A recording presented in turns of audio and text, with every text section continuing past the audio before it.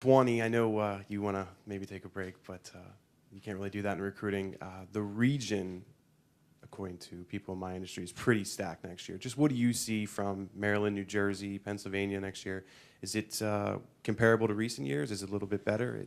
People think it's going to be one of the better, classes in the region. Yeah, I think that's a good point, because you look at recruiting class rankings, and you look at where the schools are that typically recruit at the highest level, and how many players they have within their own state, how many players they have within their own region. That factors in. And over the last couple of years, we've had some challenges there. So being able to adapt and grow, I think it is really important. But I do think the region is really strong. And that's important. It really is important, because obviously the closer they are, the better chance you have to develop the type of relationships that you need. So we're going to have to take advantage of that, and that is within a 6-hour, probably a 6-hour radius of campus, and we're excited about it. So we've already got a pretty good start on it. We got to kind of keep hammering through. And I think that's going to be kind of the nature of our program moving forward, as we got to continue developing like crazy.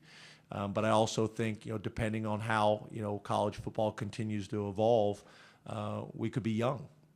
We could be young. I also know there was a program a few years ago that lost a bunch of players to the NFL, had one of the youngest rosters in college football, and won a national championship. So, again, you'd love to have experience. You'd love to have those veterans on your roster, and we're going to work like crazy to have those guys here.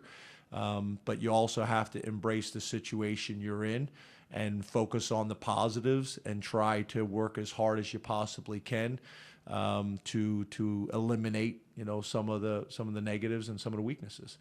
But they're there. Everyone has them. But we're gonna spend our time focused on the positives and the strengths. James, going back to Coach Parker, how do you